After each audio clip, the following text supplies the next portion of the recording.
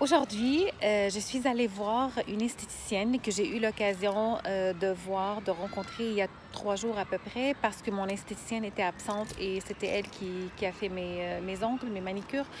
Et j'ai jasé avec elle et en fait, on a parlé d'entraînement aussi.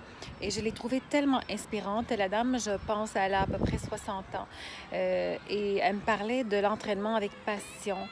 Je lui ai demandé si je pouvais faire une entrevue avec elle, ne serait-ce que de quelques minutes, et elle a accepté. Donc, je suis allée la voir et je vous laisse écouter cette petite entrevue. Vous allez voir, c'est un bel exemple. Une femme qui est très, très dynamique. Alors, écoutez ça. Bonjour Sylvie. Allô? Alors moi, j'ai eu vraiment le plaisir de t'avoir il y a 2 jours en ma séance de manicure. Tu sais, des fois, Lina était absente, puis bon, j'ai tombé sur toi, puis j'ai vraiment eu du plaisir à discuter avec toi. Finalement, on a discuté un petit peu sur l'entraînement et j'ai été surprise de voir que tu es assidue, tu t'entraînes et ça fait partie de ton mode de vie. Je t'ai trouvée inspirante, je t'ai trouvée motivante et un bel exemple. Ma première question pour toi, je voulais savoir en fait combien de fois que tu t'entraînes par semaine et où ou qu'est-ce que tu utilises pour ton entraînement. OK. Alors écoute, moi je m'entraîne à peu près 7 jours semaine. Alors des fois je skip une journée, mais c'est à peu près ça. Quand on parle d'entraînement, c'est pas nécessairement toujours avec les machines. Alors moi je fais de la marche rapide, cours tous les jours, un 6 km.5. Alors je fais ça très tôt le matin. Et puis, j'adore ça. J'adore ça parce que je me retrouve dans la nature. En fait, je fais l'île Cadieux, voilà, où il n'y a pas grande personne qui passe. Et puis, qu'est-ce qui m'a amené à ça? Bien, il y a plusieurs années, j'ai déjà été très grosse et j'ai perdu du poids et j'ai découvert que j'aimais l'exercice physique, chose que je ne faisais pas quand j'étais à l'école. Et puis, le pourquoi de ça, c'est un bien-être. Quand on est seul avec soi-même, pas de téléphone, dans la nature, quand je dis dans la nature, tu sais, je veux dire, il y en a partout des beaux paysages, etc. Alors, c'est ça. Alors, de sentir, de bouger, de voir, de respirer, juste ça. Quand est-ce qu'on se dit, hey, quand est-ce que je respire? Il y a des fois, il y en a qui ne respirent pas dans la journée, là. Mais ce temps-là est pour moi. Alors, c'est devenu un besoin viscéral, puis j'ai toujours fait ça. Alors, je dis, j'ai pas de mérite, j'aime ça, et puis c'est essentiel. Puis aussi, pour le mental, j'ai réalisé qu'au niveau mental, bien, quand je dis mental, c'est qu'on se sent bien. Alors, ça devient, tu as un besoin de le faire. Fait que quand tu bouges pas, t'es pas bien. Alors, ça sauve bien des pilules. Ben oui, c'est sûr. Tu es installée à la maison. Je pense que tu me parlais des élastiques, des fois des poids quand tu écoutes la télé. Ça, c'est une bonne motivation aussi. Des fois, ça ne me tente pas, mais c'est quand on a une belle émission, mais ça nous motive. C'est ça que tu... Oui, alors écoute, moi dans ma cave, je suis tout installée. Là, j'ai un treadmill, j'ai un PC qui va vite, j'ai une elliptique, j'ai des steps, j'ai des haltères. J'ai de la corde à danser, j'ai des élastiques. Alors oui, tous les jours après, je fais un 20 minutes ou à peu près aux 2 jours. Comme tu vois, hier soir, je suis revenue de ma sortie, puis j'ai été sur le patio avec mes élastiques. Il était 10 heures le soir. Oh, wow. Alors, tu sais, je veux dire, ben, j'avais le goût de bouger, il faisait beau, etc. Puis habituellement, je marche le soir aussi. Je marche après le souper peut-être un 20 minutes, une demi-heure. Mais pas une marche rapide, là. Mais j'ai déjà un pas rapide, mais c'est juste de sentir avant de te coucher que tu sens quelque chose, puis que c'est ça. Alors, c'est ce que je fais. Alors, s'il fait pas beau, je suis dans ma cave. Alors, j'ai une télévision, mais j'ai jamais eu besoin de télévision, pour te dire sincèrement. Là, j'ai pas besoin de... Mais ce qui est très important à dire aux femmes, puis à tout le monde, c'est un miroir que tu as besoin. Quand tu t'entraînes, tu as besoin de miroirs. Alors, à grandeur, il faut que tu aies des miroirs. Il faut te voir bouger, il faut te voir élever tes poids pour voir tout ce que tu fais correctement. Puis ça, c'est pour moi un essentiel. Quand je m'entraîne dehors, chez nous, sur mon patio, c'est des grandes fenêtres. Alors, je me vois. Alors, c'est la façon de tenir. Ça, c'est un must. Et ça t'encourage parce que là, tu vois aussi ton body, là. Tu sais, je veux dire, que t'aimes ou que t'aimes pas, puis tatati, tatata. Mais c'est ça. Bien important. Ça, je te dirais que c'est la première chose à avoir. Oui, il y a des femmes, justement, qui n'aiment pas vraiment avoir une miroir pour ne pas se voir. Ah, il faut se voir. Mais moi, je trouve que c'est important parce que tu vois la transformation de ton corps. C'est aussi... Oui, mais aussi, tu sais, quand tu as tes poids ou quand j'ai ma barre puis que je fais mes squats, tu etc., vois tes mouvements. je vois comment mon dos est arqué, etc. C'est très important. Moi, je trouve, c'est sûr que le matin, t'es pas arrangé, t'es pas maquillé, mais on s'en fout. Mhm. Le but, c'est vraiment de te voir travailler. Puis je pense que tu m'avais dit aussi que tu n'aimais pas l'éducation physique, je pense, quand tu étais à l'école. Oui, j'aimais pas ça. Je skippais tout. Mais, comme je te dis, j'ai perdu beaucoup de poids à l'âge de 16 ans. Puis, ça m'a amené à ça parce qu'il fallait bouger, puis j'ai jamais arrêté après.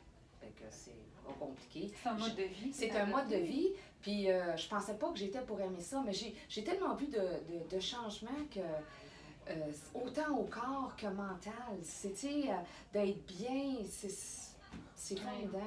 Puis qu'est-ce qui aussi m'a attirée, tu me disais que tu parlais à voix haute. Oui.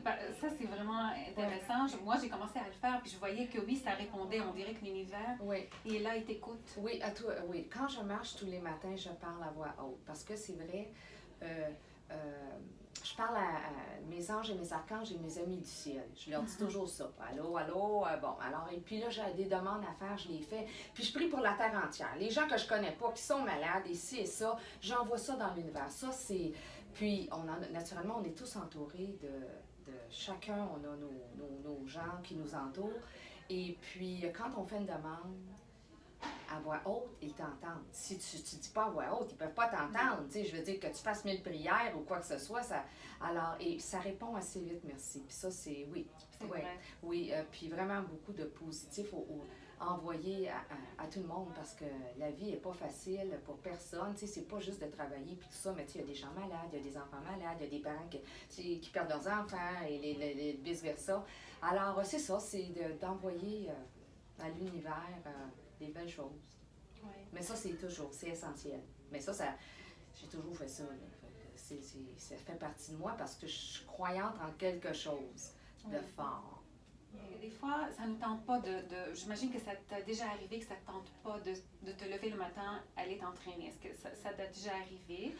Est-ce que tu vas quand même ou est-ce que tu dis, bon, là, je le prends relax ou je le fais pas? Ben écoute, oui, c'est sûr que ça m'est arrivé, mais comme je t'ai dit, les fois où ça m'arrive, ça a été les meilleurs entraînements que j'ai faits. Je sais pas pourquoi, là, que c'est comme ça, mais c'est... La plupart du temps, c'est comme ça. Puis, écoute, ça m'arrive de ne pas le faire, Oui, là, oui. tu comprends, mais c'est pas régulier parce que mon corps, j'ai un besoin de le faire.